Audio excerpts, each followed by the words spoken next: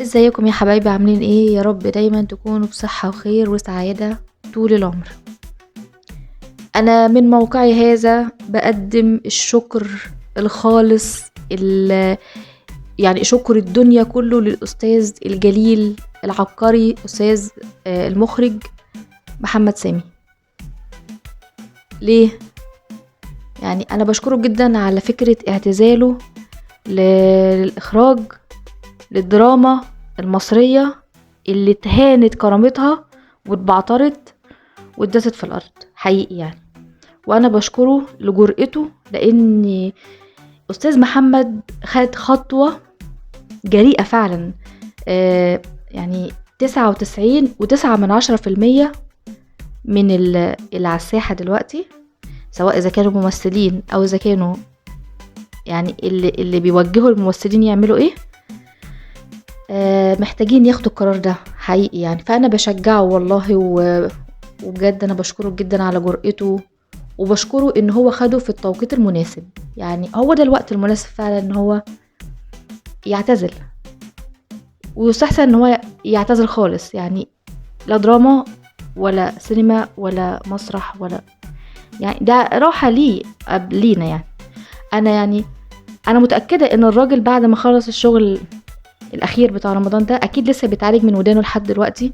إذا كنا احنا اللي في البيت بنتعالج من وداننا لحد دلوقتي، فهو أكيد راح لدكتور أذن وحنجرة، لأن هو مستحيل يكون راح لأنف وأذن وحنجرة عادي كده زينا. يعني إن هو أكيد راح لأذن وأذن، لأن هو ودانه أكيد راحت من لا مؤاخذة هي ما تتقالش إلا كده، يعني التجعير اللي حصل في اللوكيشن بتاع التصوير، والحنجرة لأنه أكيد قاعد يزعق قبل ما يحصل التصوير، لأن هو هو اللي قال لهم يعملوا كده، يعني هو اللي كان بيقول لهم يعملوا ايه، فهو اللي كان بيوجههم، فهو يعني اداهم السنس بتاع التغيير قبل ما يدخل الفنان في المود يعني.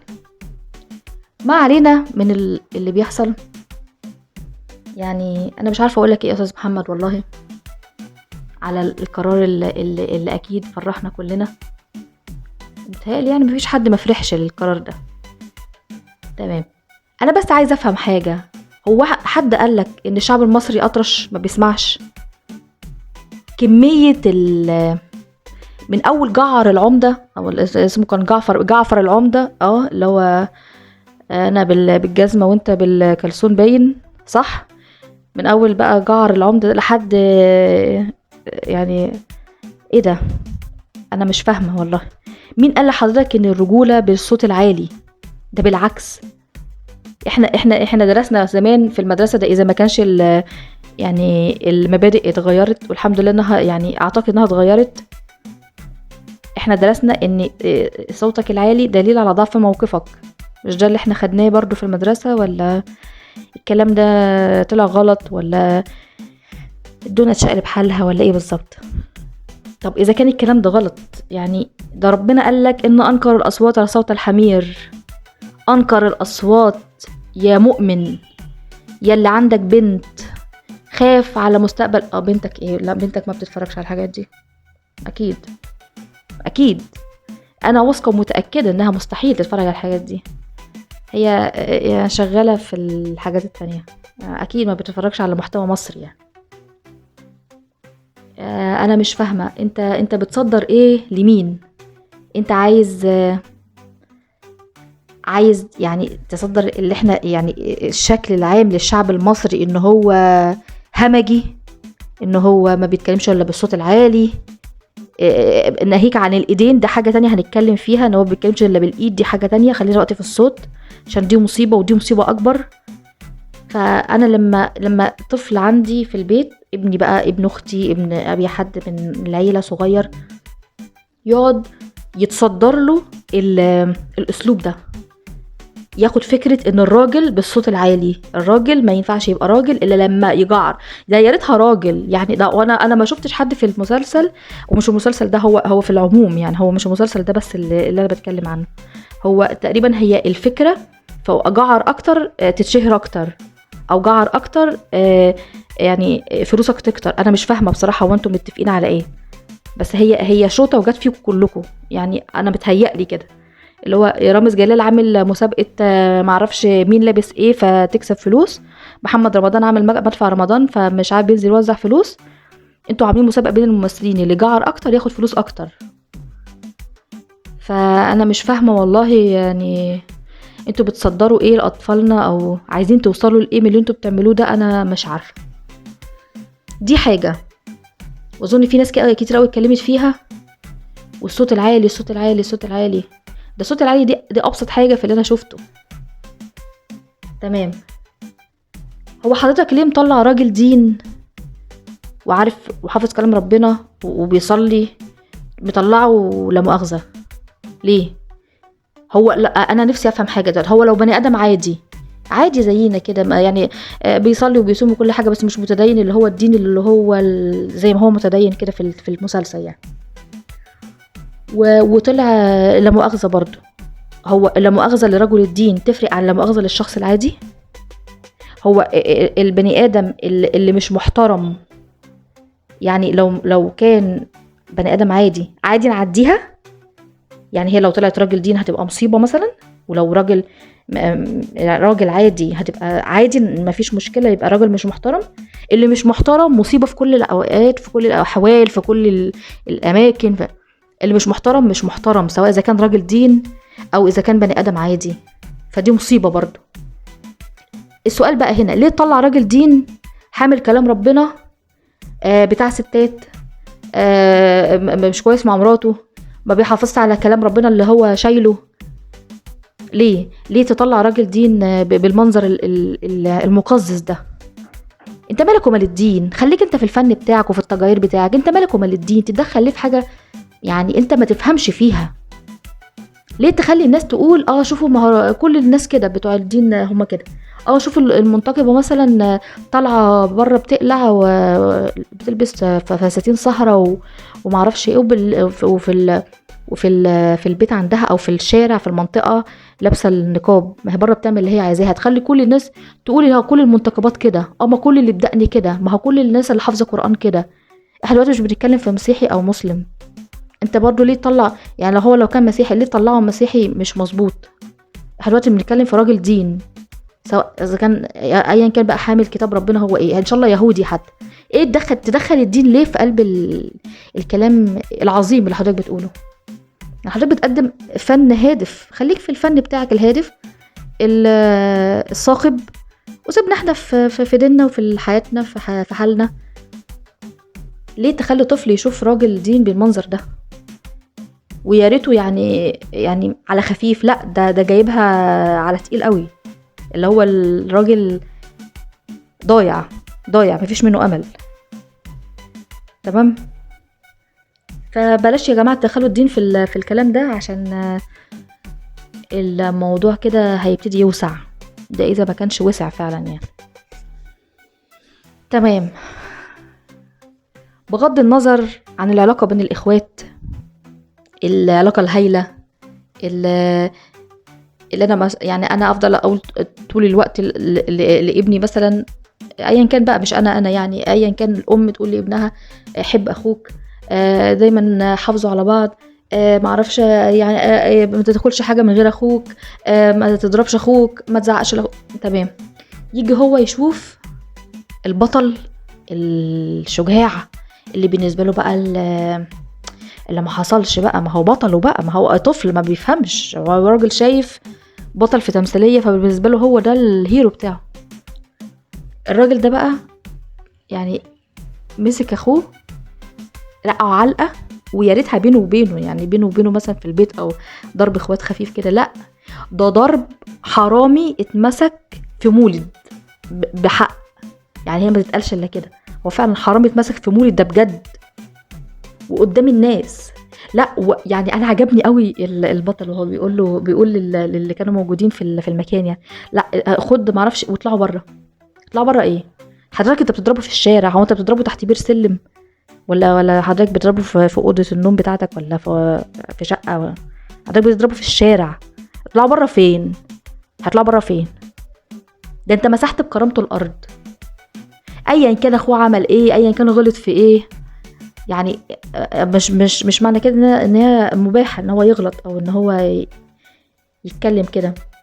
يعني الاخ بيغلط في مرات اخوه، والفاظ ما تتقالش في مسلسل المفروض ان هو بيدخل في بيوتنا غصب عننا، لان هو مسلسل رمضان، ويعني في رمضان يعني معروف ان في رمضان العيله بتتجمع مثلا تتفرج على التلفزيون، وده طبعا مش صح، لان رمضان شهر عباده وشهر صوم وشهر، بص احنا مش هنتكلم بقى في الكلام ده، لان احنا مش بنتكلم في الدين دلوقتي، احنا بنتكلم في الواقع واللي بيحصل. الناس بتفطر وتقعد بقى تفتح التلفزيون وتتفرج على البرامج، تتفرج على مسلسلات ايا كان بقى هما متابعين ايه. فحقيقي يعني جهاز التلفزيون بقى في كل بيت ملوش اي لازمه، ده بجد والله. يعني جهاز التلفزيون دلوقتي في البيت بقى عباره عن نافذه لعالم اخر، يعني يا ريته يتشاف او يتعاش، عالم كله توتر وقلق وحرب وضرب وقله ادب وصوت عالي والفاظ ما تتقالش لا كبير ولا صغير ينفع يقولها ولا يسمعها. زمان زمان ايه، انا مش لاقيه وجه مقارنه، انا مش عارفه اقارن ايه بايه. يعني انا نفسي اقول حاجه مثلا، يعني زمان كنا كده ودلوقتي لا، ده النقيض، يعني 180 درجه عكس. يعني انا دلوقتي لما اتفرج على فيلم مثلا زي غرام وانتقام مثلا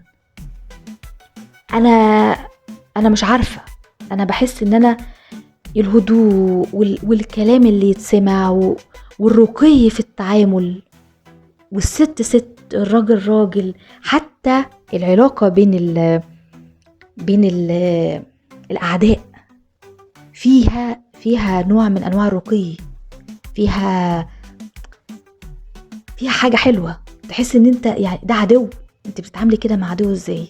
مش اخويا اخ ماسكه سففه التراب.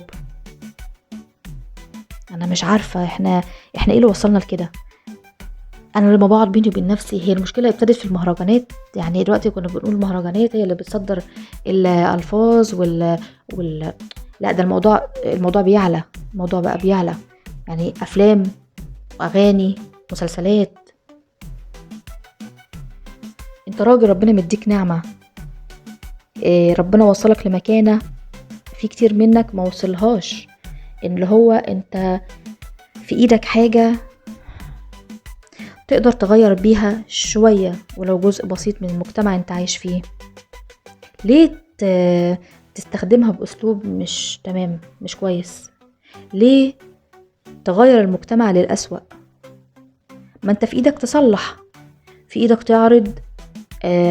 تعرض قصة، تعرض حالة فعلا يعني فيها حكاية حلوة، فيها حل في الآخر، فيها كلام حلو يتسمع يتابع، تعرف تشوفه تحبه.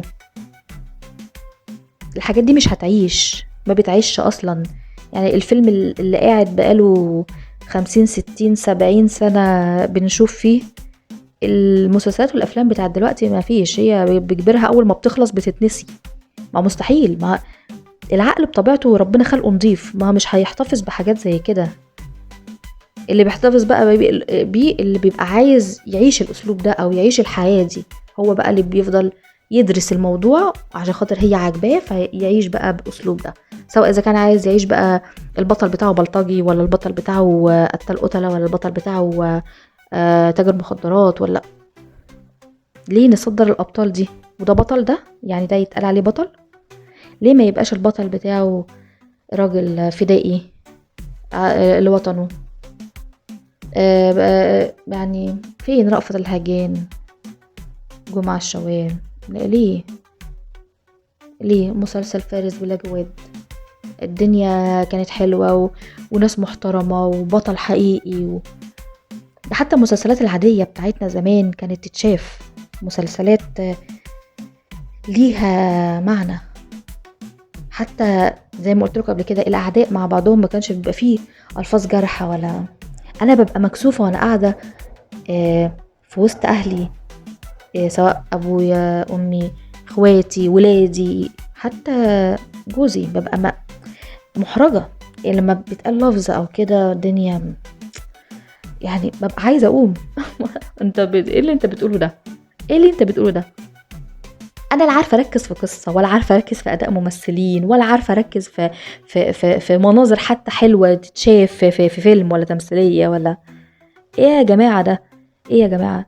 انت بتفصلني. انا ببقى قاعده بتفرج، نفسي اشوف، يعني انا ببقى قاعده نفسي اشوف لك اداء، نفسي اشوف لك حاجه، يعني اقول انا ده مصري، الراجل ده مصري وده مسلسل مصري وانا افتخر ان دي صناعه مصريه.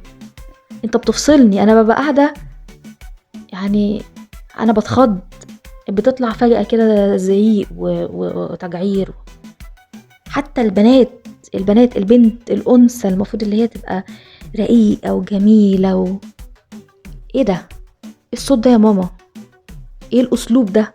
ده أسلوب بنت، أسلوب ست راقية محترمة.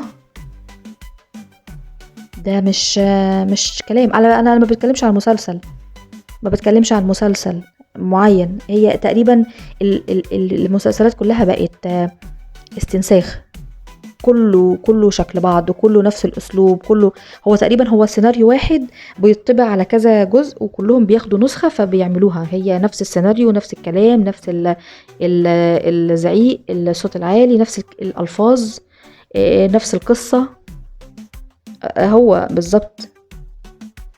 ف يقول لك ده مش اخوات من ام واب، من اب وام ايه؟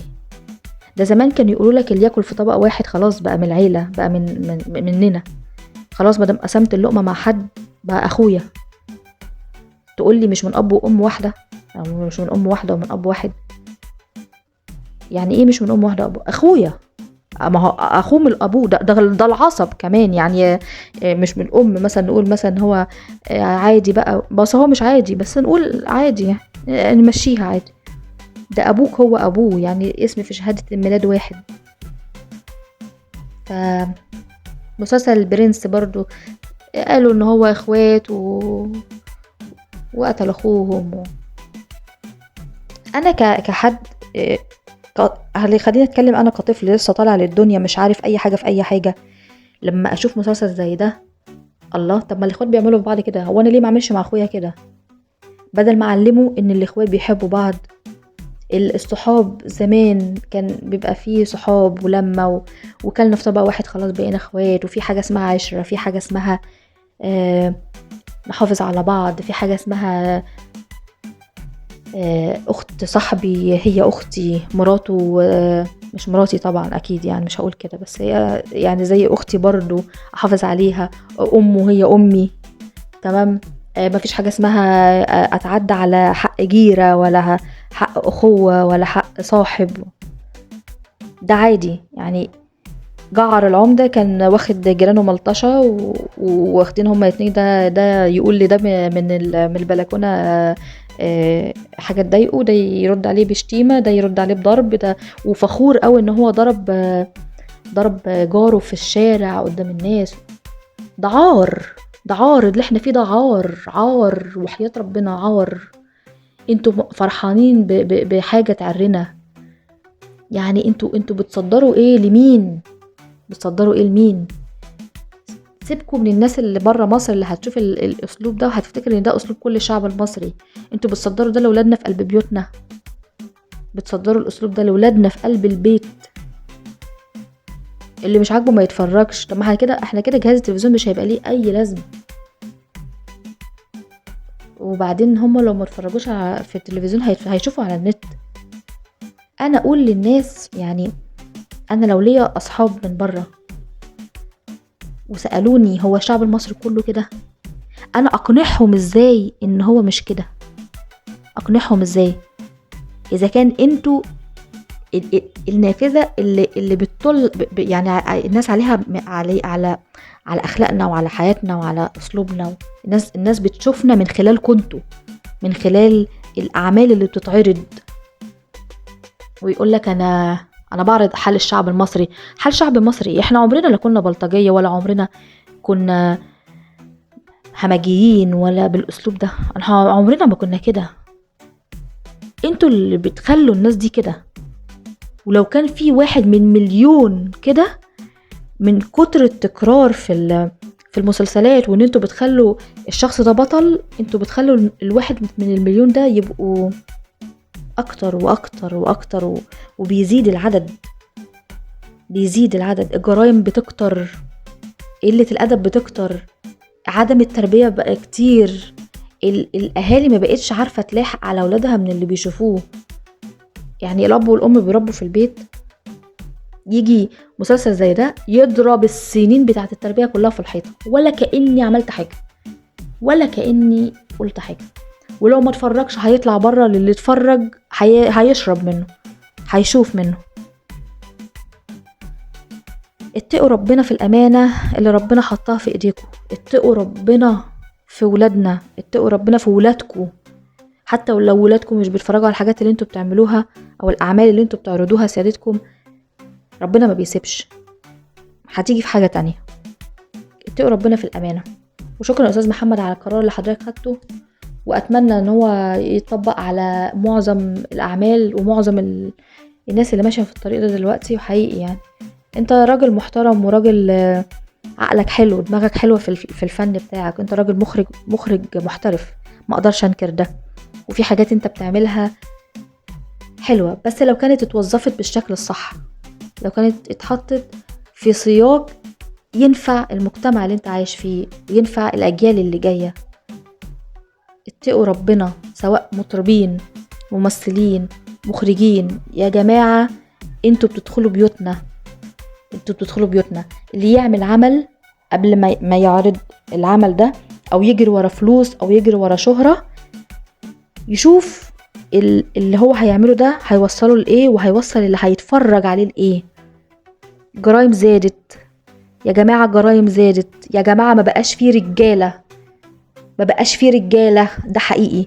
الجيل كله طالع يا اما نصه بلطجي، والنص التاني عايز يبقى معاه فلوس بأي طريقة بقى، زي الناس اللي بيشوفوهم في التلفزيون. قليل قوي، قليل الا من رحم ربي فعلا. حقيقي هو اللي قادر ان هو يحافظ على دينه، ايا كان مسيحي او مسلم. حقيقي قليل قوي اللي قادر يحافظ على دينه، واللي قادر يحافظ على القيم والاخلاق اللي احنا اتربينا عليها من صغرنا، ان في حاجه اسمها عيب وفي حاجه اسمها حرام. يعني كلمه عيب وحرام دي ما بقتش كتير قوي بيحافظ عليها او بتتقال كتير في بيوتنا. زمان كانت التربيه تربيه حقيقيه. حتى في المدارس، الناس اللي بتشتكي من قله الضرب في المدارس والكلام ده، مش بنقول نعلم العيال بالعصايه ويمشوا زي الحيوانات بالعصايه، بس كان في احترام للمدرس، كان في حاجه اسمها التزام، كان في حاجه اسمها عيب، كان في حاجه اسمها احترام كبير. وفي الست ست والراجل راجل، مفيش حاجه اسمها ست تقف قدام راجل، ولا راجل يعلي صوته بالمنظر المقزز ده. حقيقي راجل يعني احتواء، راجل يعني احترام، راجل رجوله.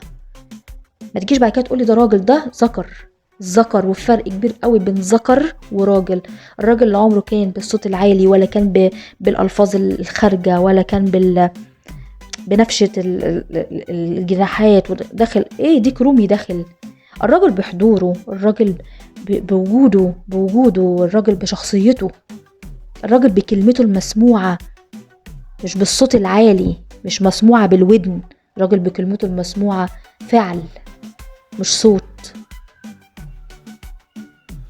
يا ريت تراعوا ربنا فينا شويه، واتمنى ان بلدنا تكون احسن بلد في الدنيا، ورجالتنا تكون احسن رجاله في الدنيا، وبناتنا يكونوا بنات حقيقيين، ستات المستقبل، امهات المستقبل. تكوني امرأة حقيقية، امرأة، والراجل يكون راجل بجد، مش مجرد ذكر في بطاقة. اتعلم تكون راجل. ويا ريت نحكم عقلنا شوية، مش اي حاجة نشوفها نجري وراها، مش اي حاجة نشوفها نقول احنا عايزين نقلد وخلاص. استفتي قلبك، شوف اذا كان الكلام ده هينفع ولا لا، اذا كان ده حلو ولا وحش، اذا كان ده الطريق ده صح ولا غلط. عندنا عقل، عندنا دماغ، مفيش حد احسن مننا.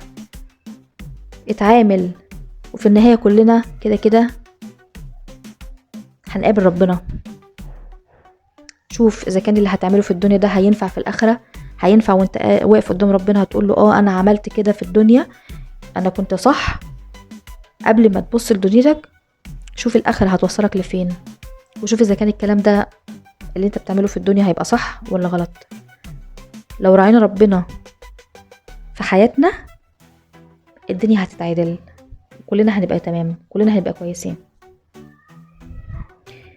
تمام.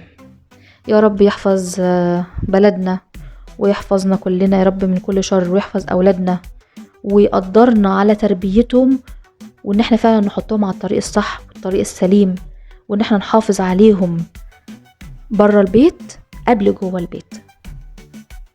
أشوفكم في حلقة جديدة. أنا ليلى، مبسوطة أوي إن أنا كنت معاكم. لو في أي حد محتاج مني أي حاجة، أي استفسار، حتى لو فضفضة، مجرد فضفضة كلام، مش لاقي حد تتكلم معاه، محتاج نصيحة، محتاج مساعدة، يعني زي ما قلت لكم كلام، نتكلم مع بعض، احنا بنفكر بعض، بناخد بإيد بعض، مفيش حد احسن من حد، بس الانسان بطبعه اجتماعي وما ينفعش يعيش لوحده. فكتير مننا مش بيلاقوا ناس يتكلموا معاهم او حد يكون جنبهم. انا موجودة في اي وقت، استفساراتكم، اسئلتكم، انا بحب اساعد اي حد، وانا يعني بكون مبسوطة فعلا لما بحس ان انا بكون حل ولو جزء بسيط من حل مشكلة اي حد. زي ما قلنا كلنا اخوات، ويا رب يا رب ما فيش اي حد يشوف اي حاجة وحشة في حياته، ودايما كلنا تبقى حياتنا كويسة من غير مشاكل، من غير قلق. طبعا لو عجبتكم الحلقة ما تنسوش لايك، اشتراك. لو في اي حاجة عايزينها ممكن تكتبولي في التعليقات تحت، ولو ما فيش اي حاجة برضو ممكن تكتبولي في التعليقات تحت. انا بكون مبسوطة لما بشوف تعليقاتكم.